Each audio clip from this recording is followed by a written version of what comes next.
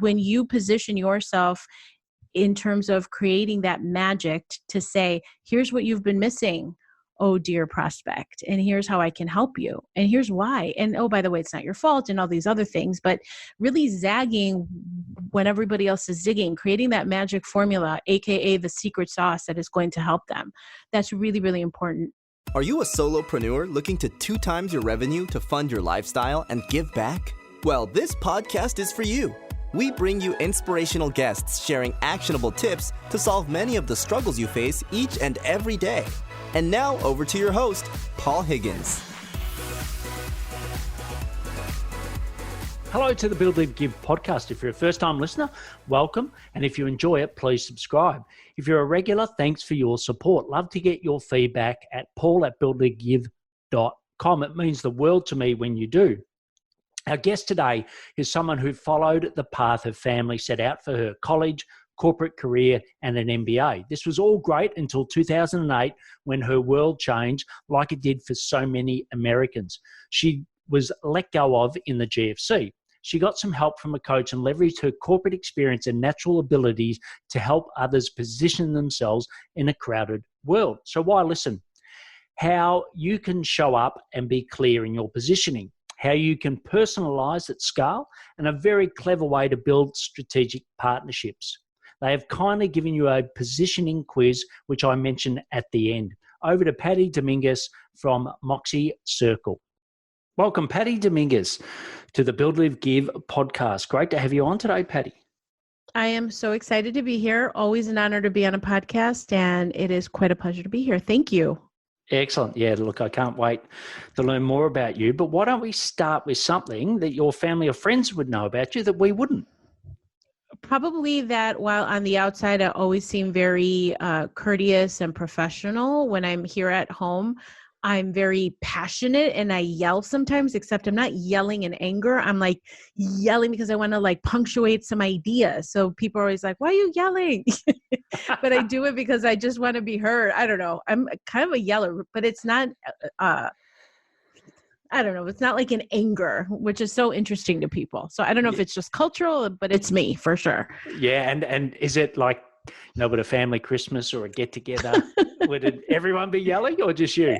Do you know what it is? It's a good combination of yelling, and people probably think we're just fighting, and we're not. We're just extremely passionate here in my home, which is a very good thing, I think. Yeah, look, it is. My wife's family is Italian, and believe me, so you get it. Correct. It took me a little bit to get used to it, but now I completely understand. So I love that. That's great. And look, I know you've had a fantastic corporate career with Mondelez, some agencies, John Maxwell, etc. So why don't you just take us through a brief summary of what you did do in your corporate, but most importantly, what brought about the transition? Yeah, so I appreciate that. So I was in corporate, I think 18 years in total, and it truly was probably just programming because coming from a very blue collar family, my parents always said, we want you to go to school, we want you to go to college, we want you to get a good job. And that's exactly how, they told me this is what you got to do. And that's exactly how I went to school. I got the job, and then I climbed the corporate from job to job, really looking for what I could do to stand out, right? What I can do to succeed, so to speak. And so I found that in 2008, with the market crashing, I got let go from a consulting firm that I was at. And in that moment, it gave me this crude realization that my job was not secure. So even though I had the college, and I had my master's, and I was a quote unquote high performer in my company, it didn't matter. I could be let go at any time. And with that, I was like, okay, I have to do something more because what I'm doing is it's not working how I think it's supposed to work. And so truly in the back of my head, I always thought, okay, I want to be an entrepreneur, not really sure how to do it. So I hired a coach at the time, which I don't even know how I came across that whole thought process, but I'm glad I did. And that whole process of finding my way out of another corporate job that I had, it took me about 2 years for me to finally say, I'm ready. I'm going to go out on my own. But really the impetus for that happened at the end of 2008 with the market crash, when I was unceremoniously ejected from my role. And with that, a multiple six-figure career. And that I took it really, really hard for a while. So that was really, for me, the tipping point, the turning point. Yeah. And, for you, what did you start doing? Like, a lot of people say, well, now certainly for me, my identity was often around my career.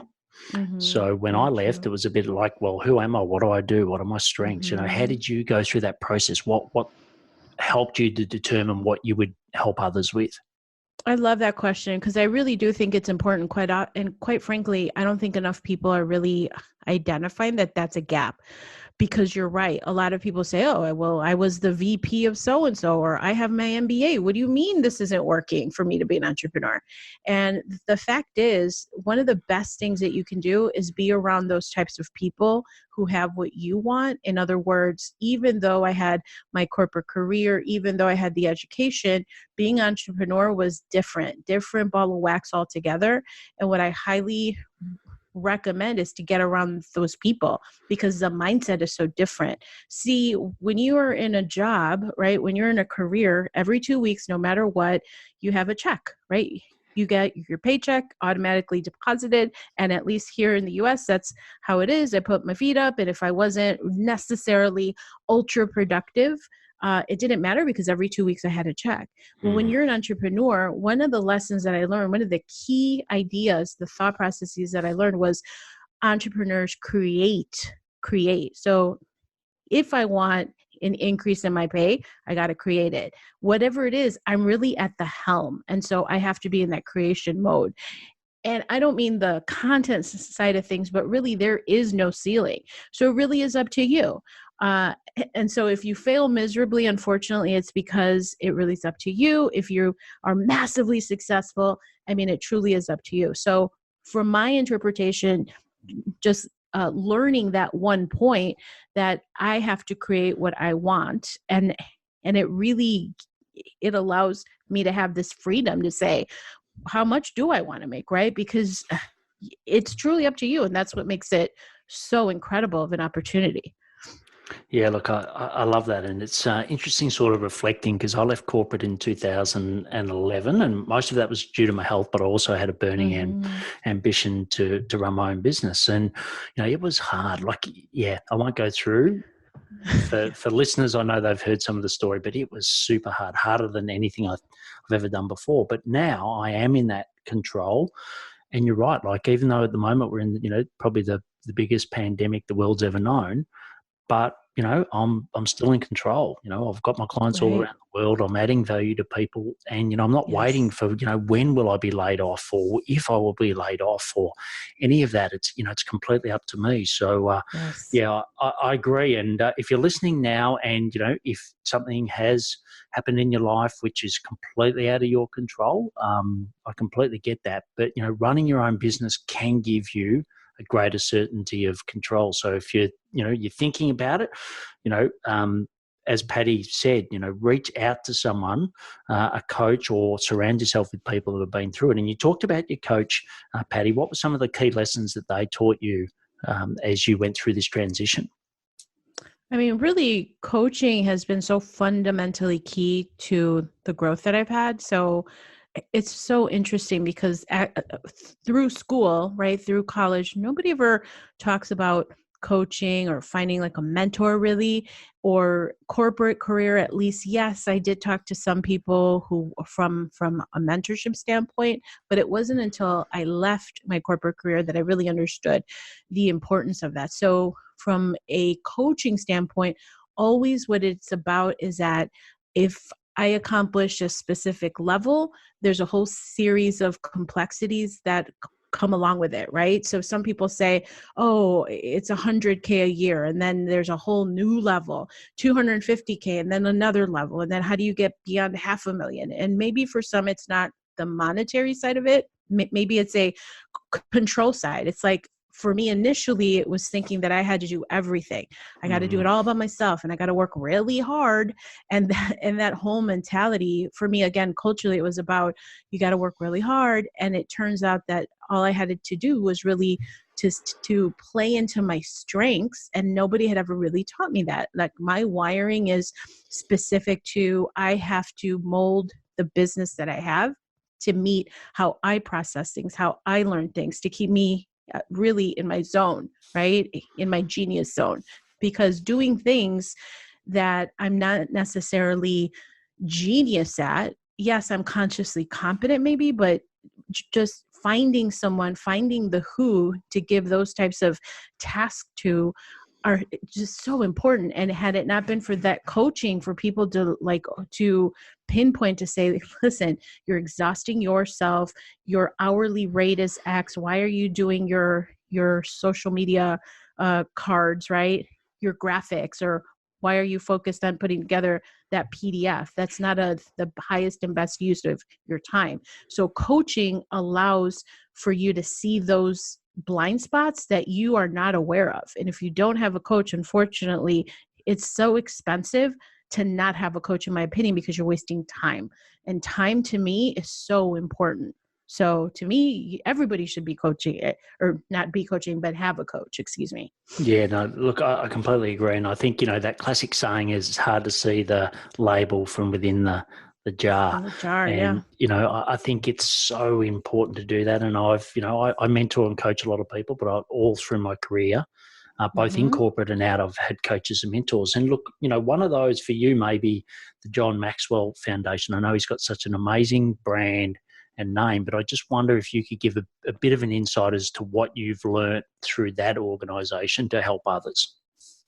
To me, to be honest with you, I did get certified, but I didn't. It's so interesting because the culture of it was fine for me, but I didn't really connect with it so well. So, so even though I am certified in that program, it's a wonderful organization, but for me, it just wasn't necessarily a fit.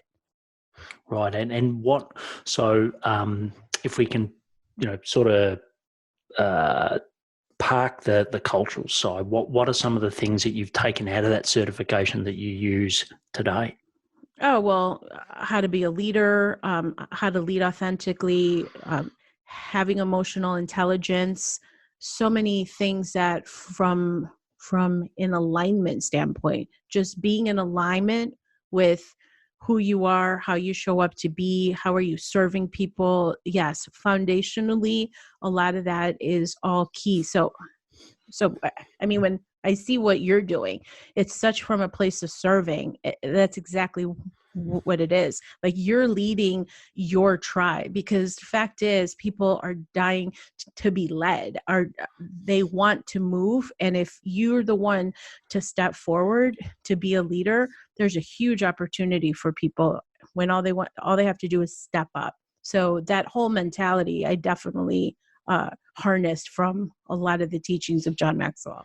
Great. And if, a lot of leaders at the moment are in probably, a completely uncharted waters, it's incredibly complex, but it is for those that are, people are looking up to them, like you said, to follow their direction. What are a couple of key tips you could give to leaders in these untroubled times? Just to lead by example, because the emotional intelligence side of it is so important. Is that, I mean, I, for one, am very spiritual in essence, where I like a bit of woo. So just being cognizant of how you're showing up, right? If you are with the fearful side of things, that is not productive. It's bringing people into a vibration that doesn't serve them. So what can you do to be a ray of light for people? Because if they don't necessarily feel that hopeful, or that saying, okay, everything's going to be okay. Yeah, sometimes you have to hear it. And if you're the leader, and if you say, hey guys, this is what we're going to do, here's how I can help, here's what I believe, and I want you to know that everything's going to be okay. Sometimes people just have to hear that. I know that's what I'm going through right now, where, I mean, I have clients and people who are feeling uncertain, they're feeling uneasy, and they're feeling fearful. And sometimes they just have to hear it from someone else. right?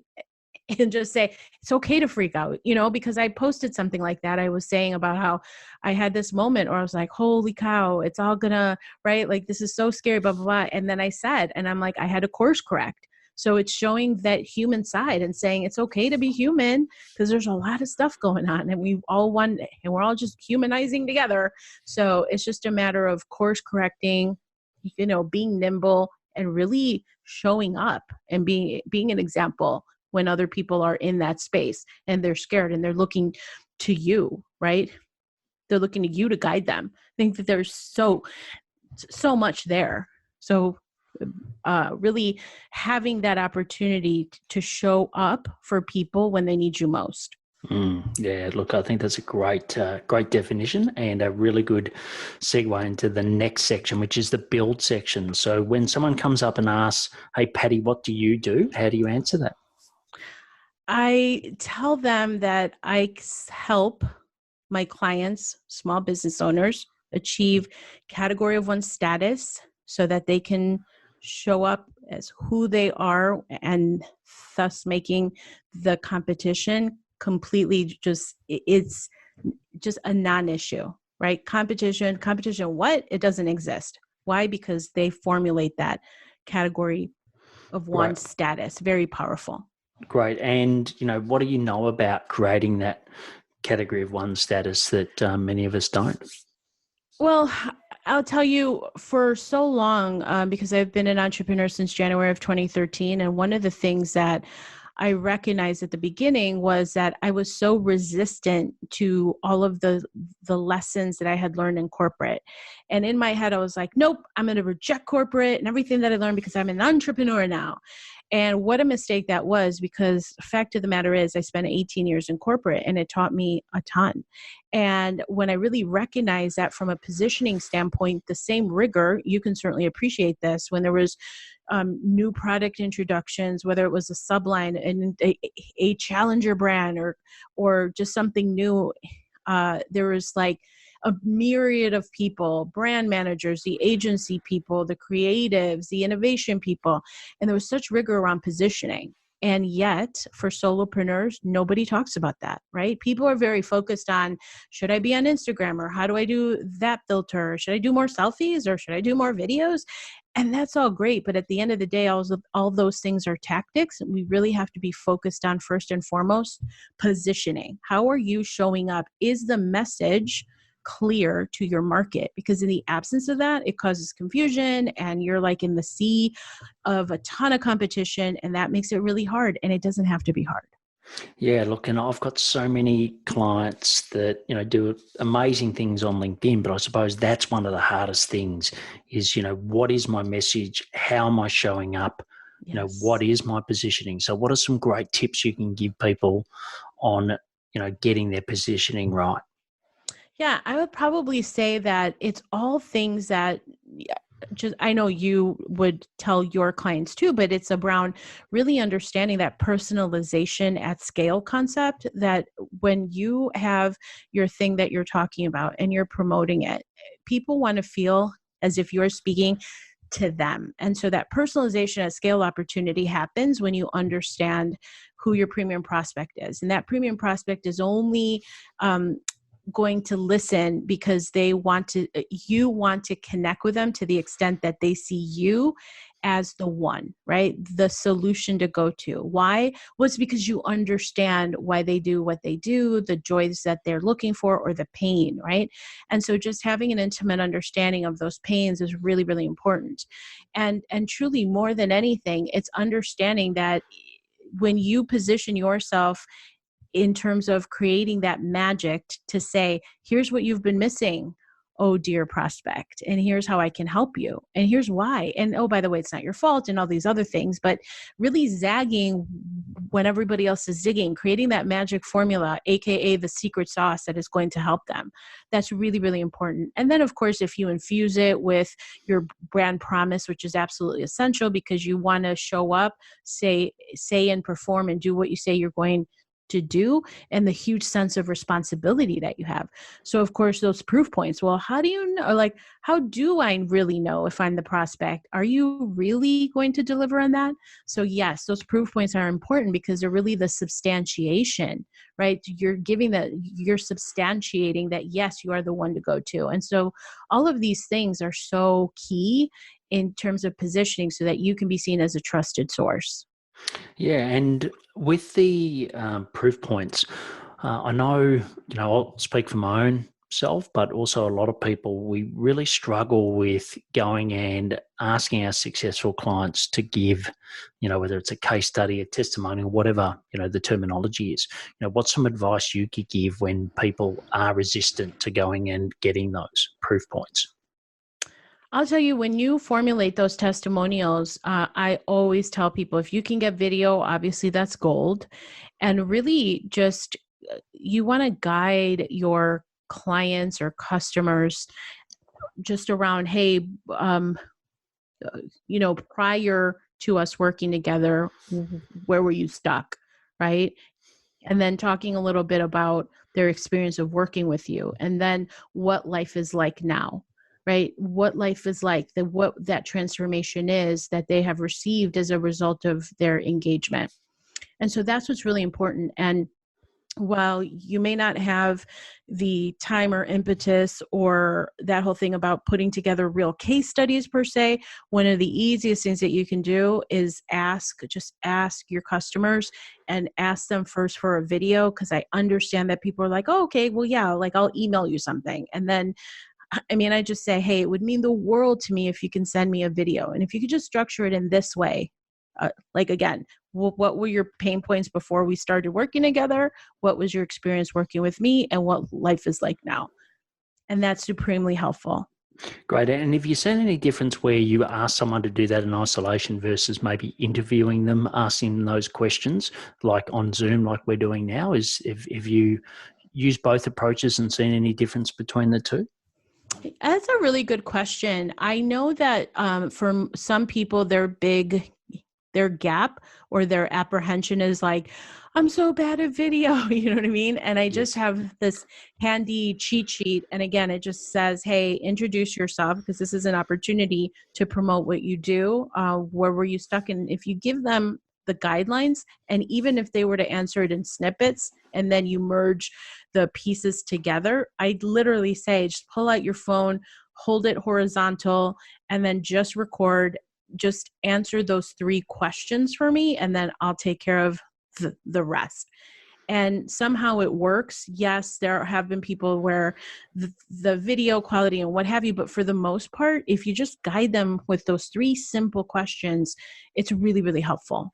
Yeah, and I think everyone, well, a lot of people that I'm talking to, especially in corporate, are getting over this fear of video because it's an essential now. You just got to do essential. it, right? So Yeah, I think right. that's certainly helping up. And I'm loving where sometimes they'll do a cross to someone and they'll be in a home and it's like something we would do rather than the full TV style world. So I think, if you are hard on yourself around your ability to video, remember lots of other people are in that position.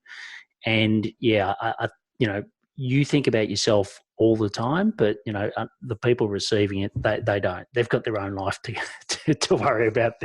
They're not necessarily worried about exactly how you look on video. Is any other tips you've got for people showing up on video to show their brand positioning? I got to tell you, one of the easiest things is to understand is that at the beginning of anything new, you're kind of going to stink, and then you're going to stink less until you don't stink at all. And then you're like, hey, I'm pretty good at this. You know what I mean? And you just have to be okay with that. Everyone has to just that hurdle, if you will. At the beginning, it's uncomfortable and you got to find your flow, but you just got to do it and do it again and again until you're good at it.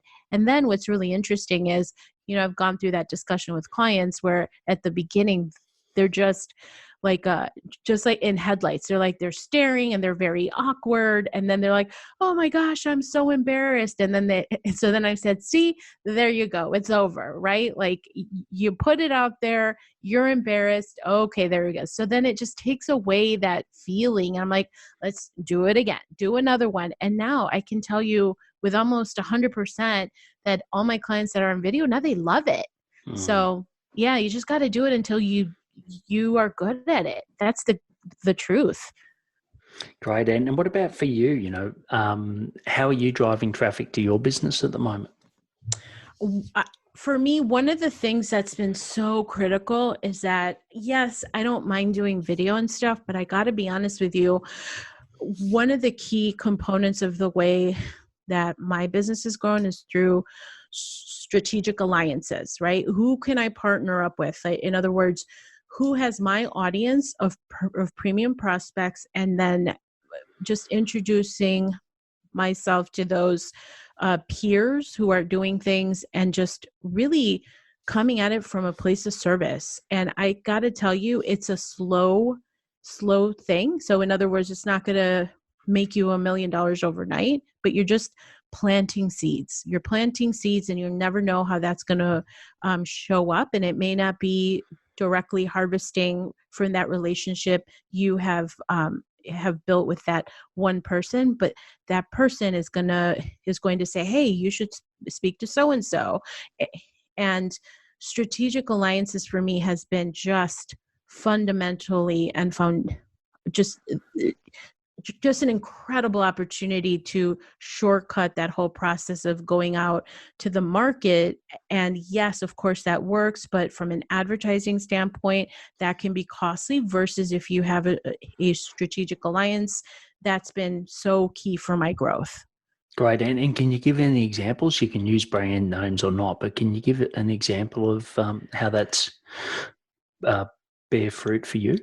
Yeah. So there's so many people who have online courses out there. And if my positioning work can be complementary and helpful for their audience, I say, hey, I would love to record a couple of modules. I know this is going to help your crowd. Here's why. And so I said, would love to record it for you. You can include it in your course, just however you have with them, if they pay you for that or not. For me, I don't necessarily care if they pay me for that shortcut, but what I wanted to do is just serve, right? It's really coming from a place of serving. And for whatever reason, that has helped me so much because people don't really just like expect it almost. And I truly am being helpful. And then it's so interesting because for whatever reason, right? Like I'll do that. As a matter of fact, that happened where in October of last year, I contacted someone. I said, I'm happy to record some modules for your course. It'll be totally free. Here's why it's of massive value to your tribe. And they were like, wow, this is amazing. Thank you so much. They put it in their course. People from the course were like, that was amazing. Would love to get more information. Then that particular organization called me and I presented at their conference and I showed up and I did that. I got sales out of that, which is fantastic. But here we are months later, there's a virtual summit going on. And then the head of that organization called me again and said, hey, would love to have you on the virtual summit. And out of that, other people have seen me and then they're contacting me. So it has a snowball effect, which is really cool. And it all started because I was brave enough to just contact someone out of the blue and say, hey, I want to be of service to you. Here's how. And why I want to do this is because I know this is going to be of tremendous value for your tribe. Yeah, excellent. And that's how I did. Yeah, excellent. And look, I know when you speak about coaches, a coach that was very important to me was a guy called Taki Moore, and he always talked about free, paid, and joint venture. And I think, and some are fast and some are slower, but I think, that strategic partnership is great, and it's a great time at the moment to build some of those, knowing that our growth, we're going to come out of this, we're going to go back to growth. So building those relationships, and particularly using LinkedIn to build those relationships, is really important. And for you at the moment, you're helping lots of people with their positioning, their branding. What platforms do you see are performing better than others for, in particular, more around solopreneurs. And I know you work with a lot of women solopreneurs. I have to say LinkedIn for sure. I love LinkedIn. I don't necessarily have a huge audience on LinkedIn, but I have to tell you, from a positioning standpoint, if you can highlight your career and things you have accomplished, and then people who give you their testimonials on there, and and it really shows the expertise that you have. LinkedIn to me has just been, it's been so key for me. So I say that platform more than any other one. Right. And this wasn't a prepared segue, but No. before we go into the live section, I would like to talk to you about building your authority on LinkedIn in these difficult times. So if you just go to blgclick.com, and what you can do is watch my recorded free masterclass. So it's 30 minutes and you can watch it, instantly when you register or at a time that suits you. And you'll learn really the 3 key secrets. So one is the secret of how do you 10 times your views. The second is the 7 killer steps to turn views into engagements by your ideal clients. And then the third one is how do you convert those engagements into clients by getting 80% response rates to your LinkedIn messages. So just go to blgclick.com and watch my free recorded masterclass there. And thanks, Patty, because that was a brilliant segue. But what we'll do now is go into the live and ask you about some of your daily habits. So what are some of the things that help you be successful other than yelling? Oh, sorry, did I say that out loud? Well, yes, I love to yell. So that's number one. No, it's true though. But for me, more than anything in the morning, and I hydrate. So hyperhydration, I love to hydrate a lot. Just kind of, it's so interesting. But if I have coffee only, it matters when I don't hydrate. So I always have a big thing of water right beside me. I just feel like it gets the wheels cranking in my brain, so that helps. The other thing is every morning, no matter what, I do my self-hypnosis. That's really just so essential to me, especially in these troubled times where there's a lot of stress and overwhelm. And I have found that just grounding myself has been really essential. And it's just something that helps me stay the course. Because when I don't do it, I notice I'm not as readily calm. It's like, oh yeah, I have to calm down, right? I have to remind myself to calm down if I don't do my self-hypnosis. So yeah, I would say those two fundamentally I have to have in place. Excellent. And Phil, your partner, I know he's listening right now. What would you like to say to him about the support he's given you through this journey? It's just been so wonderful because I always say I am fortunate to have a husband who is very supportive of my entrepreneurial career. And I must say that if you don't have that support, I can't imagine how much more of a struggle it would be. So having that real like unconditional support when times get tough, when things aren't going your way, and just saying help to remind me that all of this is worth it, and having that person to count on to say yes it is, keep going, just keep swimming, right? That's so essential, and I am so fortunate to have that for sure. Brilliant. So well done, Phil, for all that support. So the next section is the give section. And what's a charity or a community that you're passionate about and why? Well, for me, the Trevor Project, it is in support of LGBTQ. So teen suicide rate in that particular part of the community is very, very high. And to me, it's worrisome. And I'm blessed enough to have a son who came out to us when he was 15, and he has some friends also that have those issues where they can't come out to their parents at home. So they feel very sheltered. They can't be who they are. They feel like they're not understood. They feel that they have to hide. They feel shame and fear. And I don't believe anybody should have to feel that way. And so, having a resource like the Trevor Project is so essential so that these kids can be heard and supported. So I'm very passionate about it. Well, the next section is the action section, where I'll ask you some questions and get some rapid fire responses. So the first one is, what are your top 3 personal effectiveness tips? Top 3 is, the first one is the evening before, I write out exactly what's going to happen the next day. For me, number 2 is, if I'm looking for new ideas, I sit in silence.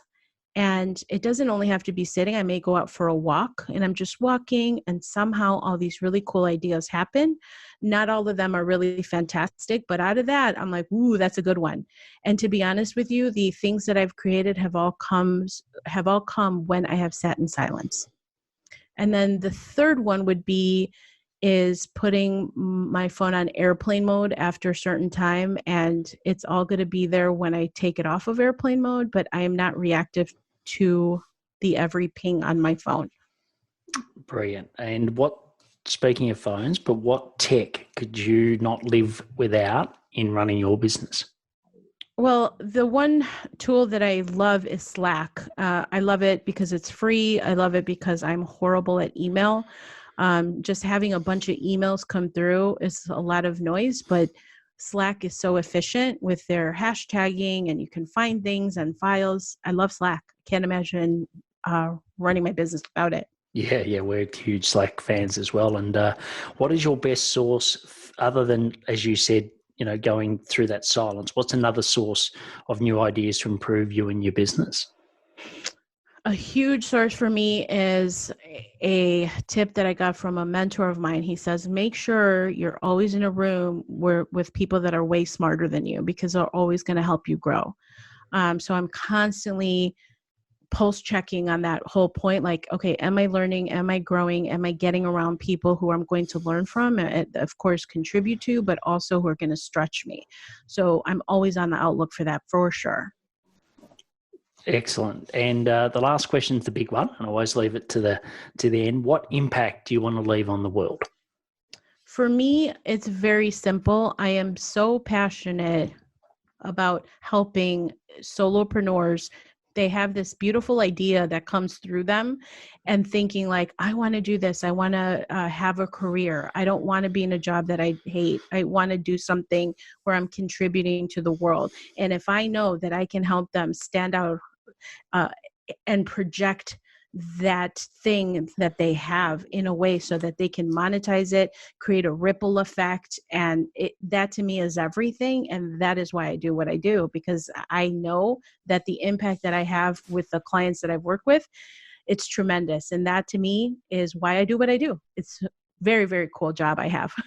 Yeah, that's brilliant. I can see your passion and enthusiasm, and people check out Patty's LinkedIn as well, because I know she produces some fantastic content on there. And I know you're giving something to help people find out their positioning, because like I said, a lot of people struggle with that, including myself. So you can go to positioningquiz.com. So that's positioningquiz.com. And there's a PDF that you'll get, and also a great scorecard to help you.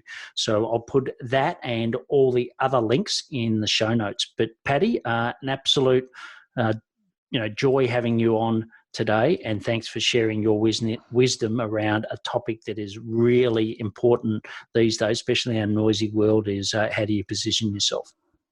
Paul, thank you so much. I love it. It's cool to be on your show, and I appreciate you greatly. Excellent. We'll have a great night over there, and we'll speak soon. Thank you. Thanks, Patty. Bye. Bye. Thank you for listening to the Build, Live, Give podcast. If you like what you heard, please subscribe and leave us a review. It would mean the world to us.